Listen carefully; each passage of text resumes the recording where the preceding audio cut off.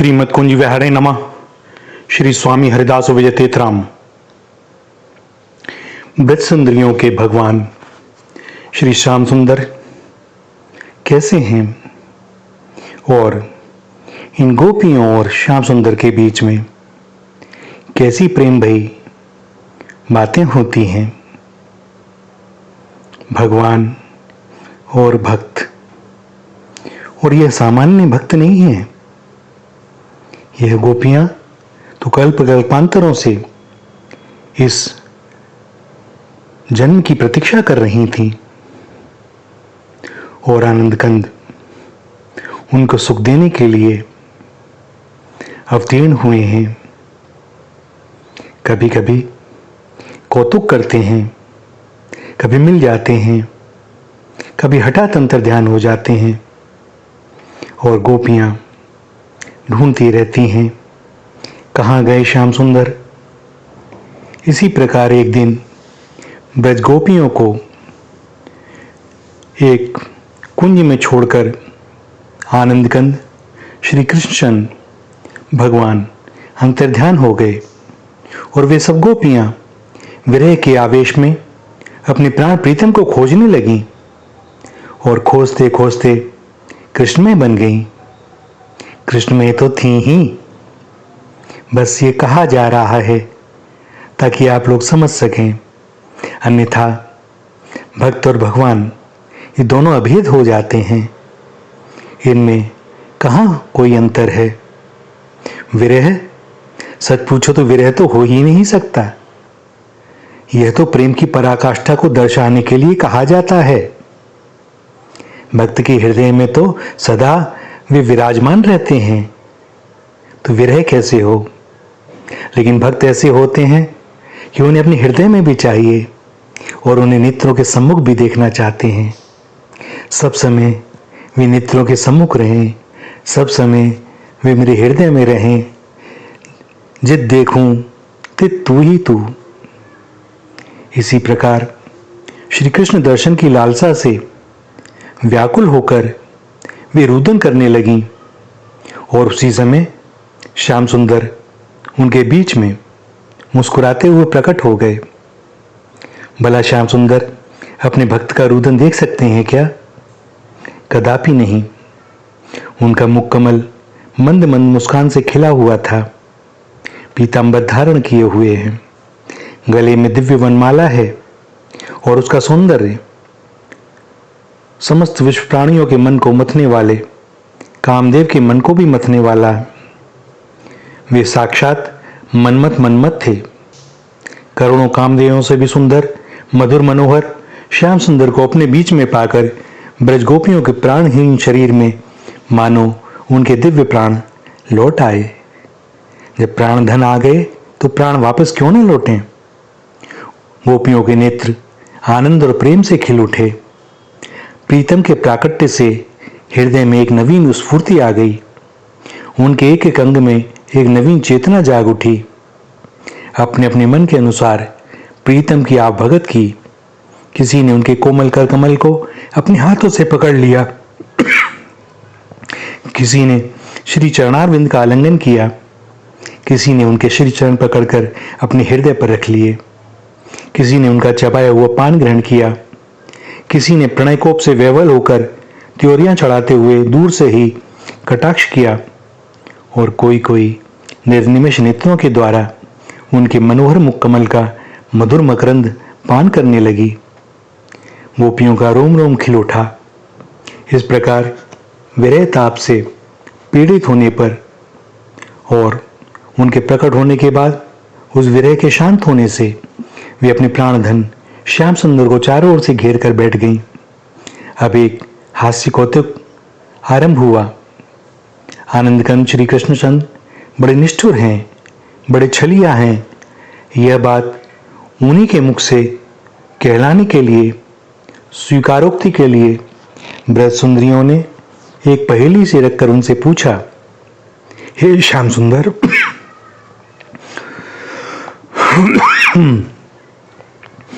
कुछ लोग तो ऐसे होते हैं जो भजने वालों को ही भजते हैं, प्रेम करने वालों से ही प्रेम करते हैं। कुछ लोग न भजने वालों को भजते हैं, प्रेम न करने वालों से भी प्रेम करते हैं। और कुछ इस प्रकार के होते हैं जो भजने वालों को भी नहीं भजते, प्रेम करने वालों से भी प्रेम नहीं करते, फिर न करने वालों से न करें, तो इसमें कौन सी नई बात। हे प्रीतम, बताओ इन तीनों में से तुम्हें कौन सा अच्छा लगता है। ब्रजगोपियों का कहने का तात्पर्य यह है कि श्याम सुंदर बताएं कि वह इनमें से, इन तीनों में से किस श्रेणी के हैं। और भगवान नंदनंदन श्याम सुंदर उत्तर देते हैं, हे मेरी प्रिय सखियों, जो भजने पर ही भजते हैं, प्रेम करने पर ही प्रेम करते हैं, उनका तो सारा उद्यम ही सर्वथा स्वार्थपूर्ण है। उनमें न सौहार्द है और न तो धर्म ही है, निरा वणिकपन है, लेन देन है। स्वार्थ के अतिरिक्त उनका और कोई भी प्रयोजन नहीं है।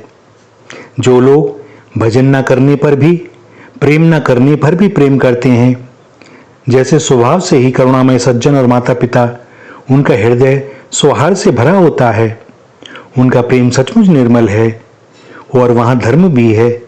जो लोग भजन करने पर भी नहीं भजते, प्रेम करने पर भी प्रेम नहीं करते, फिर न प्रेम करने पर प्रेम करने का तो कोई प्रश्न ही नहीं है।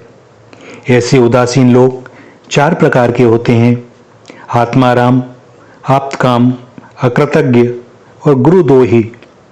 हे सखियों, यदि तुम मेरे संबंध में पूछती हो तो मैं इन तीनों में से कोई सा भी नहीं हूं। मैं यदि प्रेम करने वालों से कभी वैसा प्रेम का व्यवहार नहीं करता, तो इसका अर्थ यह नहीं है कि मैं उनसे प्रेम नहीं करता। मैं ऐसा इसलिए करता हूं कि उनकी चित्तवृत्ति सदैव मुझ में लगी रहे। मैं मिलकर फिर जब छिप जाता हूं तो भक्तों की वृत्ति मुझ में सारूप्य प्राप्त कर लेती है। जैसे किसी निर्धन मनुष्य को बहुत सा धन मिल जाए और फिर खो जाए, तो उसका हृदय धन की चिंता करते करते धनमय हो जाता है। वह सब कुछ भूलकर उसी विचार में तन्मय हो जाता है। ऐसे ही मेरे छिप जाने पर भक्त मुझ में तन्मय हो जाते हैं।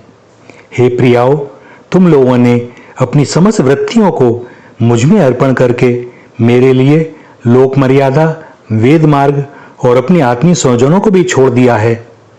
यहां मैं इसीलिए छिप गया था कि तुम्हारे मन में अपने सौंदर्य और सुहाग की बात न उठ सके, तुम्हारा मन केवल मुझ में ही लगा रहे। मैं प्रत्यक्ष में नहीं दिखता था, पर था तो तुम्हारे बीच में ही। तुम्हारे प्रेम की सारी दशाएं देख रहा था, तुम्हारे प्रेम में निमग्न हो रहा था, आनंद विभोर हो रहा था। अतएव तुम मुझ पर दोषारोपण मत करो। तुम सब मुझे बड़ी प्रिय हो और मैं भी तुम्हारा प्यारा हूं। तुम्हारा प्रेम सर्वथा निर्मल है, इसमें कहीं भी स्वार्थ की गंध नहीं है। तुमने मेरे लिए गृहस्थी की उन बेड़ियों को तोड़ डाला है जिन्हें बड़े बड़े समर्थ लोग भी नहीं तोड़ सकते। यदि मैं देव शरीर से, अमर जीवन से अनंत काल तक भी तुम्हारे प्रेम, त्याग और सेवा का बदला चुकाना चाहूं तो नहीं चुका सकता। मैं सदा के लिए तुम्हारा ऋणी हूं। तुम अपने सौम्य स्वभाव से ही मुझे ऋण कर सकती हो, अन्यथा मैं तो ऋण चुकाने में असमर्थ ही हूं। ब्रजगोपियों के प्राणधन भगवान लेन देन करने वाले वणिक नहीं हैं। भक्त प्रहलाद जी ने वर का प्रलोभन देने पर नरसिंह देव जी से कहा था, जो सेवक आपसे अपनी कामना की पूर्ति चाहता है वह सेवक नहीं, निरा व्यापारी है। न स भृत्यः सवे वणिक। और जो सेवक से सेवा कराने के लिए, उसका स्वामी बनने के लिए उसकी कामनाएं पूरी करता है, वह स्वामी नहीं है। भगवान ने गीता में कहा है, जो मुझे जैसे भजता है उसे मैं वैसे ही भजता हूं। यह तो साधारण नियम है, प्राणी मात्र के साथ भगवान का यही व्यवहार है। पर यहां तो श्री भगवान ने इसको केवल स्वार्थपूर्ण उद्यम बतलाया है, क्योंकि इसमें स्पष्ट ही एक अपेक्षा है।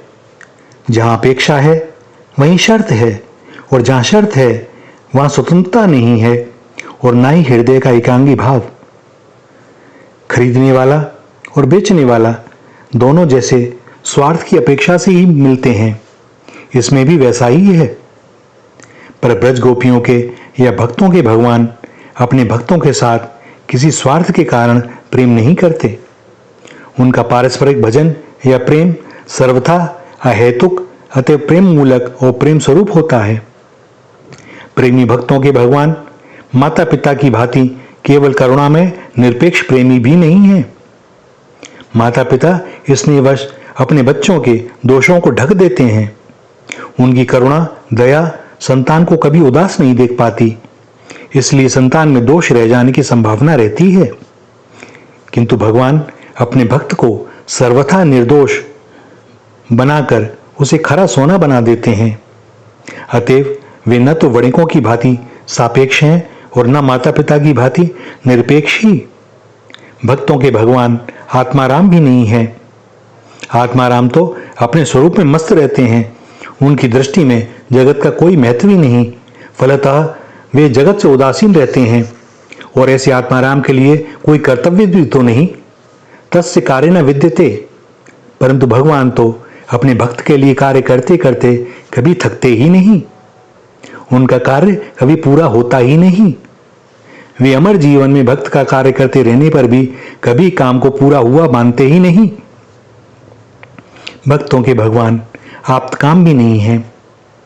आप्तकाम वे होते हैं जिनकी सारी कामनाएं पूर्ण हो जाती हैं, जिन्हें किसी वस्तु की वासना कामना की गंध भी नहीं रहती। परंतु भक्तों के भगवान तो भक्त के प्रेम पूर्वक अर्पण किए हुए पत्र पुष्प फल जल यहाँ तक कि चियनौरियों के लिए भी लालायित रहते हैं और कई दिनों के भूखे प्राणी की तरह आंगन में बिखरे हुए कणों को चुन चुनकर खा जाते हैं। वे ब्रज गोपियों के साथ रसमयी रास क्रीड़ा की कामना करते हैं। अपनी भुवन मोहिनी मुरली में मधुर स्वर भरकर गोपियों को अपने समीप बुलाते हैं। वात्सल्यमयी यशोदा मैया का स्तनपान करने के लिए मचल मचल कर रो पड़ते हैं और गोपियों के घरों का माखन दही चुरा चुरा कर भोग लगाते हैं। भगवान कृतज्ञ भी नहीं है। वे एक बार प्रणाम करने वाले के सामने भी सकुचा जाते हैं। सकुचत सकृत प्रणाम किए हूं, फिर भक्त की तो बात ही क्या, वे तो उसके अधीन हो जाते हैं। भगवान ने श्री दुर्वासा जी से कहा, हे दुर्वासा जी, मैं भक्त सर्वथा भक्तों के अधीन हूं, मुझ में तनिक भी स्वतंत्रता नहीं है। मेरे स्वाधु स्वभाव के भक्तों ने मेरे हृदय पर अपना अधिकार कर लिया है। वे मुझसे प्रेम करते हैं और मैं उनसे। इस प्रकार भगवान सदा ही कृतज्ञ रहते हैं और जो कृतज्ञ होता है वह कभी उदासीन हो नहीं सकता। आत्माराम और आप्तकाम भी उदासीन होते हैं, परंतु उनकी उदासीनता दूषित नहीं होती, वह तो उनके स्वरूप की शोभा है। पर कृतज्ञ और गुरुद्रोही की उदासीनता बड़ी भीषण होती है। इनमें भी गुरुद्रोही सबसे बढ़कर है। जो लोग दूसरों का धन हड़प कर अभिमान से फूले नहीं समाते और अपने को बुद्धिमान बताते हैं, अपने को चतुर समझते हैं, उनसे भी वे अधिक बुरे हैं जो उपकारियों के साथ द्रोह करते हैं। श्री भगवान ऐसे गुरुद्रोही नहीं हैं। वे भक्तों का उपकार मानते हैं और अपने को उनके सामने ले जाने में भी सकुचाते हैं। मर्यादा पुरुषोत्तम भगवान श्री रामचंद्र जी भक्त हनुमान से कहते हैं, सुनु कपि तो ही समान उपकारी, नहीं को सुर नर मुनि तनुधारी, प्रति उपकार करों का तोरा, सन्मुख होई न सकत मन मोरा। भगवान बड़े सकुचाते हैं कि मैं कुछ भी तो नहीं कर पा रहा हूं अपने भक्त के लिए, इसको कैसे अपना मुख दिखाऊं। इन बातों से यह सिद्ध होता है कि भगवान किसी भी प्रकार उदासीन नहीं है। तो भैया फिर वो हैं क्या? वे हैं ब्रज गोपियों के प्रेमी भक्तों के चिर ऋणी। वे सर्वसमर्थ सर्वैश्वर्यपूर्ण होकर भी उनका बदला नहीं चुका सकते, अतएव वे अपेक्षा के कारण प्रेम नहीं करते। वे सबके माता पिता में होकर भी माता पिता की भांति निरपेक्ष रहकर अपने भक्त में कोई दोष को रहने भी नहीं देते। वे नित्य आत्माराम होकर भी उदासीन नहीं रह पाते। वे नित्य आप्तकाम होकर भी निष्काम नहीं होते। वे अपने सहज उपकारों से सबको कृतज्ञ करने वाला होकर भी स्वयं कृतज्ञ होते हैं, और वे एकमात्र जगत गुरु होने पर भी ब्रज गोपियों को, श्री राधा किशोरी को अपना प्रेम गुरु मानते हैं और उनसे कभी द्रोह नहीं करते। यह है परम प्रेम सुधा सागर आनंद कंद ब्रजेंद्र नंदन श्री कृष्ण भगवान का अपने मुख से दिया हुआ आत्म परिचय। भगवान ने स्वयं उद्धव जी से कहा है, हे उद्धव, मुझे तुम जैसे प्रेमी भक्त जितने प्रिय हैं, उतने प्रिय मेरे पुत्र ब्रह्मा, मेरे आत्मस्वरूप शंकर, मेरे भाई बलराम जी और मेरी अर्धांगिनी लक्ष्मी जी भी नहीं हैं। और तो क्या, मेरा अपना आत्मा भी मुझे उतना प्रिय नहीं है। भैया, मूल बात यही कि भगवान भक्तों से जितना प्रेम करते हैं, इसको समझना बड़ा मुश्किल काम है। हम लौकिक उदाहरण माता पिता का कितना भी दे लें, माँ को ममता की मूर्ति बोला जाता है, किंतु भैया, उनके प्रेम की किसी के साथ तुलना नहीं, क्योंकि माता को भी अंश रूप में वो जो प्रेम मिला है बांटने के लिए, वह श्री हरि से ही मिला है।